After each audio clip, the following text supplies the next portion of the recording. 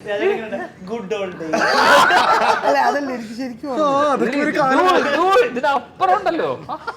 ജീവ എന്തായിരുന്നു? ഒരു ഓർഗനൈസർ ആയിരുന്നോ, അതോ നിൽപ്പനായിരുന്നോ, അതോ ഒരു ക്രഷറായിരുന്നോ, എന്തായിരുന്നു? കൊള്ളാം. ഇതൊക്കെ ക്രഷർ എന്ന് പറഞ്ഞാൽ എന്താ? ക്രഷർ എന്ന് വെച്ചാൽ മിച്ചറൊക്കെ ക്രഷ് ചെയ്യാൻ വേണ്ടി മാത്രമേ ഇരിക്കുന്നു. ഞാൻ ആദ്യം പിന്നെ ടച്ചിങ്സ് തന്നെയായിരുന്നു. അപ്പൊ ക്രഷർ.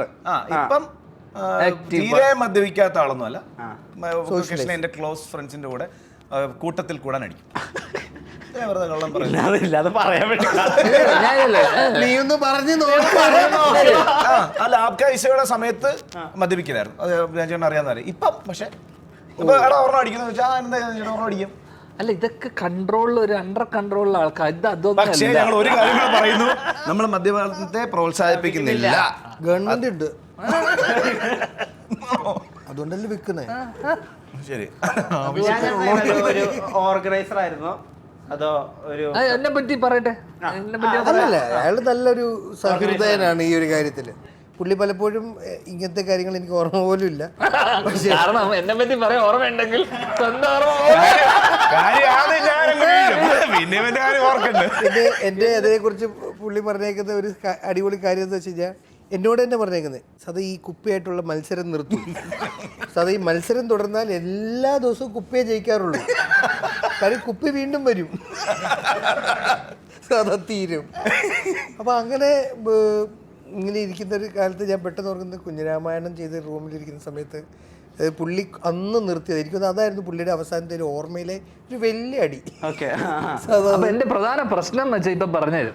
രൂപേഷ് ഉണ്ടെന്ന്, ഇതാണ് എന്റെ പ്രശ്നം. ഓക്കെ, ഇപ്പൊ രൂപേഷ് ഉണ്ട്. രൂപേഷ് ചേട്ടൻ ഇങ്ങനെ സംസാരിക്കുകയാണ്. രൂപേഷ് ചേട്ടൻ പറയാ ശ്രീനി സാറിന് രൂപേഷ് ചേട്ടനെ ഭയങ്കര ഇഷ്ടമാണ്. അവരിത്ര മറ്റേ അദ്ദേഹത്തിന്റെ ഫസ്റ്റ് അന്നെന്താ കാര്യം ബേസിലുണ്ട്, ടോവി ഉണ്ട്, ടോവി വന്നിട്ടുണ്ട്, രൂപേഷ് ചേട്ടനുണ്ട്, അപ്പുറത്ത് നടന്നുകൊണ്ടിരിക്കുക. അപ്പൊ ഞങ്ങളുടെ റൂമിൽ എല്ലാവരും പാലക്കാടാ. അപ്പോൾ ഞാൻ മതി വെച്ചിട്ടുണ്ട്, സാധാ ഒരു കസേരയിൽ ഇരിക്കുക. കസേരയിൽ ഇങ്ങനെ ഇരിക്കുന്നു, ഞാൻ രൂപേഷ് ചേട്ടൻ നിന്നുകൊണ്ട് സംസാരിക്കുക. രൂപേഷ് പീതാംബരൻ. രൂപേഷ് ചേട്ടൻ വീട്ടിലൊക്കെ സ്ഥിരം വരുന്നതാണ്. കാരണം മറ്റേ ഈ പടം ഉണ്ടല്ലോ, മറ്റേ രൂപേഷ് ചേട്ടൻ തീവ്രം അച്ഛൻ ഉണ്ടായിരുന്നു. രൂപേഷ് ചേട്ടൻ അച്ഛൻ്റെ ഒരു പെറ്റിനെ പോലെ. അപ്പം ഞാൻ വീട്ടിൽ വരുന്ന കണ്ടിട്ടുണ്ട്, സംസാരിച്ചിട്ടുണ്ട്. കുറേ ദിവസം കഴിഞ്ഞിട്ട് വീണ്ടും കാണുമ്പോൾ ഒരു ഓർമ്മ പുതുക്കലോ ഞങ്ങൾ സംസാരിച്ചുകൊണ്ടിരിക്കും. അപ്പം തോളത്തൊക്കെ കൈയിട്ട് ഇങ്ങനെ സ്നേഹിക്കുക, ഇങ്ങനെ ഞാൻ കവിളിലൊക്കെ തൊട്ടിട്ട് സ്നേഹപ്രകടനം. ഞാൻ പറയാം പുള്ളിയുടെ അടുത്ത്, അച്ഛൻ മൂത്ത മോനെ, എന്റെ അച്ഛന്റെ മൂത്ത മോനാണ് നിങ്ങൾ, ചേട്ടനാണ് നിങ്ങൾ. അപ്പൊ എന്റെ എല്ലാം എന്നോട് തിരിഞ്ഞിട്ട് സദാക്ക് അറിയോ, എന്റെ അച്ഛന്റെ മൂത്ത മോനാണ് പറഞ്ഞു നിൽക്കുന്നു. പെട്ടെന്ന് എന്നോട് പറഞ്ഞുകൊണ്ടിരിക്കുമ്പോ ബാക്കിൽ രൂപേഷ് ചേട്ടൻ പെട്ടെന്ന് അപ്പൊ ഞാനല്ലേ ഒരാളോട് സംസാരിക്കും.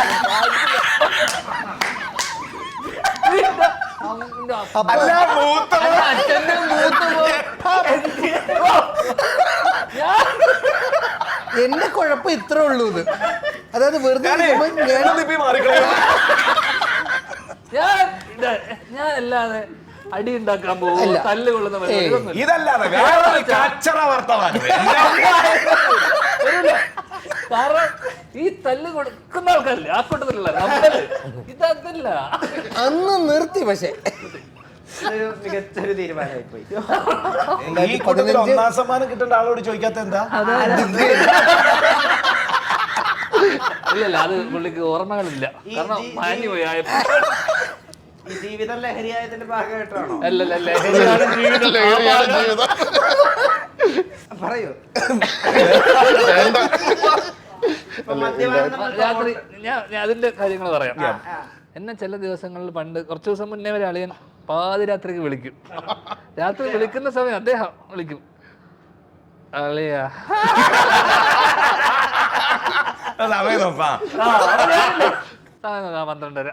അപ്പൊ എന്റെ രാത്രി ആകുമ്പോ എന്റെ ഭാര്യ ഒരു സമയം കഴിഞ്ഞപ്പോ അളിയൻ ഇടക്കിടക്ക് അടുപ്പിച്ച് വിളിക്കും. ചില ഒരു സീസണൊക്കെ ആകുമ്പോ രാത്രി വിളിച്ചു കഴിഞ്ഞാൽ കുറച്ച് നേരം കഴിഞ്ഞിട്ട് അപ്പം ഞാൻ അളിയൻ്റെ ഫോൺ വരുമ്പോൾ ഞാൻ കുറച്ച് മാറിപ്പോകുമ്പോൾ അక్కడ സ്വാഭാവികമായിട്ടും മോളൊക്കെ ആയതിനു ശേഷം ഞാൻ നേരത്തെ കിടന്നുറങ്ങുമല്ലോ.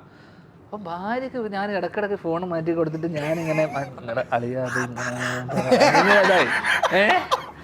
ഞാൻ ഒരു ഇരുട്ടത്താണല്ലോ ഫോൺ വരുന്നു, ഞാൻ എടുക്കുന്നു. രാത്രിയാണെങ്കിൽ അളിയൻ്റെ ഫോൺ വരുമ്പോൾ എടുക്കും. കാരണം അളിയന് വേണ്ട മോട്ടിവേഷനാണ്.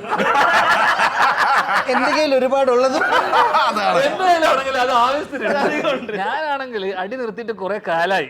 രാത്രി അല്ലെങ്കിൽ ആരെങ്കിലും ഒക്കെ കിട്ടിക്കഴിഞ്ഞാൽ ഇതുപോലെ എന്തെങ്കിലും മോട്ടിവേറ്റ് ചെയ്യാനുള്ള ഒരു പതിവാ. കറക്റ്റ് അളിയൻ വിളിക്കും. അപ്പം ഞാനും ഒരു അടിയിൽ എന്തെങ്കിലും ആരായിക്കോട്ടെ എന്നുള്ളതിൽ അളിയൻ എന്താ ഇന്ന് പ്രശ്നം? അളിയ ഫുൾ പ്രശ്നങ്ങളാണ് പലതും. ജീവിതം തന്നെ ഇങ്ങനെ വഴിമാറി തിരിഞ്ഞ് അങ്ങനെയുള്ളൊരു അവസ്ഥ. ഞാൻ അളിയ ജീവിതം നമ്മൾ രാത്രി 1 മണിക്ക് ഒരു ആവശ്യമില്ലാത്ത വിളിയും ആവശ്യമില്ലാത്ത മോട്ടിവേഷനും.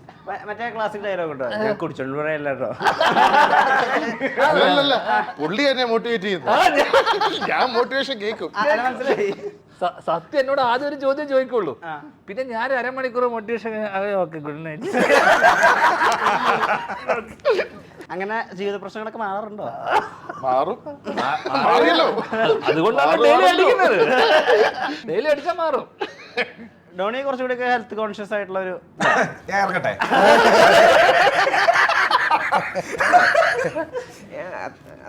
കോൺഷ്യസ് അല്ല, actually not that health conscious, but you know അല്ലല്ല മലയാളത്തിൽ ഈ പ്രായത്തിലല്ലേ ഇതൊക്കെ ആസ്വദിക്കാൻ പറ്റും. ഫ്രീ ആയിട്ട്. അങ്ങനൊന്നുമില്ല. ഞാൻ ചേട്ടനൊക്കെ എന്റെ പ്രായത്തില് അറിയാലോ, അപ്പൊ അത്യാവശ്യം കഴിയും. ഇനി നമുക്ക് അടുത്ത പടത്തിലേക്ക് വരാം. വിഷയം മാറി. ലെജൻഡ് എന്താ വിചാരിക്കുന്നത്? ഇതൊക്കെ പിള്ളേരുടെ കാലല്ലേ, അതാണ് മനസ്സിലായി. എന്നെ ഇപ്പൊ നിനക്ക് ഏകദേശം മനസ്സിലാക്കണോ? നിനക്ക് വെറൈറ്റി ആയിട്ട് തോന്നിയത് എന്നെ ആയിരിക്കുമല്ലോ ചിലപ്പോ.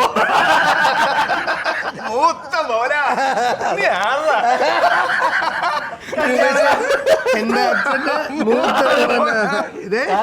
അച്ഛന്റെ എന്റെ അച്ഛന്റെ ആ മനുഷ്യന്റെ മുഖത്ത് ആ സമയത്ത് വന്ന ആ ഞെട്ടല് ഞാൻ കണ്ടു. പുള്ളി അന്ന് നിർത്തിയെന്നാ കേട്ടോ.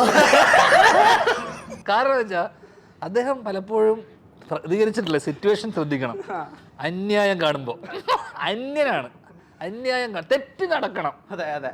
ഒരു സ്ഥലത്ത് ഇപ്പൊ പൈസ ചോദിച്ചിട്ട് പറ്റിക്കുന്നു, തരുന്നില്ല, തെറ്റ് സംഭവിച്ചില്ലേ? അതെ, അവിടെ ഒരു അനീതി നടന്നു, പ്രതികരിച്ചു. അതേ സമയത്ത് അവരെ തല്ലിയതിൽ ഇവര് തിരിച്ച് തല്ലി, ഒറ്റക്ക് നിന്ന് പ്രതികരിച്ചു.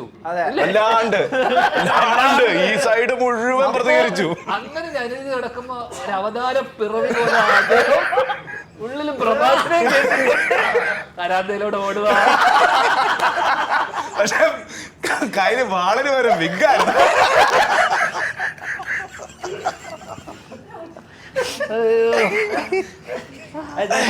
ഒരു കാലത്ത് പലതും വേണ്ടിയിരുന്നില്ല എന്നിപ്പോ ഇവരാണല്ലോ. പിന്നെ എല്ലാം നടക്കേണ്ടതാണ്. വിഗ് തിരിച്ചു കൊടുത്തതാണോ? അല്ല, പലരെയും ഞാൻ അങ്ങനെ പ്രതികരിക്കുന്നതായിട്ട് കണ്ടിട്ടുണ്ട്. പക്ഷെ ഇത്രയും സാമൂഹിക പ്രതിബദ്ധതയോടുള്ള ഒരാളാണ് സത്യം ആദ്യമായിട്ടാണ്. അത് ചേട്ടാ, ഈയിടെയായി വളരെ പക്വതയുള്ള ഒരുപാട് നിലപാടുകൾ. ഇനി നിനക്കത് ഇത്രയൊക്കെ അറിഞ്ഞിട്ടും ഒരുപാട് പക്വതയുള്ള നിലപാടുകൾ, ഒരുപാട് പ്രധാനപ്പെട്ട സ്റ്റേറ്റ്മെന്റുകളൊക്കെ പറയുന്ന അജു വർഗീസിനെ കാണുന്നുണ്ട്. ഭയം തീരെയില്ലാത്തൊരവസ്ഥയിലാണ് ഇപ്പൊ നിൽക്കുന്നത്. കാരണം ഇപ്പൊ ആ മദ്യത്തിന്റെ സപ്പോർട്ട് പോലും വേണ്ട. കാരണം ഇപ്പൊ അനീതി കാണുമ്പോ എന്ത് കണ്ടാലും അപ്പൊ സ്പോട്ടിൽ എന്താ നിനക്ക് അറിയേണ്ട ചോദിച്ചോ അപ്പൊ പ്രതികരിക്കും. എന്തെങ്കിലും വേണോ? കുറേ നിലപാടുകൾ കടുപ്പിക്കണം, അല്ലെങ്കിൽ നിലപാടുകൾ തുറന്നു പറയണം, അങ്ങനെ ഉള്ള ഒരു സ്പേസിൽ എത്തിയെന്ന് തോന്നുന്നുണ്ടോ? എൻ്റെ തൊഴിൽ മേഖലയെക്കുറിച്ച് വന്ന കാര്യമായതുകൊണ്ട് ഞാൻ എൻ്റെ ഒരു പ്രതികരണം അറിയിച്ചു. നാട്ടിൽ നടക്കുന്ന എല്ലാ കാര്യത്തിലും തീർച്ചയായിട്ടും ഒരു വ്യക്തിക്ക് അഭിപ്രായം പറയാൻ സാധിക്കില്ല. കാര്യം അത്രയേറെ വാർത്തകൾ നമ്മുടെ ചുറ്റും നിറഞ്ഞു നിൽക്കുന്ന ഒരു കാലത്ത് നമ്മൾ അതിലോട്ട് ശ്രദ്ധ കേന്ദ്രീകരിക്കുകയാണെങ്കിൽ നമുക്കിപ്പോൾ ചെയ്യുന്ന ജോലി ചെയ്യാൻ പറ്റില്ല. അത്രയേറെ ഉണ്ട് സമൂഹ മാധ്യമങ്ങളിലൂടെ നമ്മൾ അറിയുന്നത്. എൻ്റെ തൊഴിൽ മേഖലയെ സംബന്ധിച്ച് ഞാൻ എക്സ്പെക്റ്റ് ചെയ്യാത്ത അല്ലെങ്കിൽ ഞാൻ ഒരിക്കലും കേൾക്കാൻ ആഗ്രഹിക്കാത്ത രീതിയിലുള്ള ക്രിറ്റിസിസംസ് അല്ലെങ്കിൽ അലിഗേഷൻസ് പോലുള്ള കാര്യങ്ങൾ അല്ലേ, അതൊരു സമൂഹം, ഒരു നടന്മാരൻ അടങ്ങുന്ന എല്ലാവരെയും ഉൾപ്പെടുത്തിയൊക്കെ ജനറലൈസ് ചെയ്ത് പറയുകയും 2024 പോലത്തെ ഒരു ഏറ്റവും പ്രൗഡായിട്ട് വർഷത്തെ അതിൻ്റെ നല്ലതിനെ കാണാതെ പതിവ് പല്ലവികൾ പാടുമ്പോൾ വരുന്ന ഒരു സങ്കടം അത്രേ.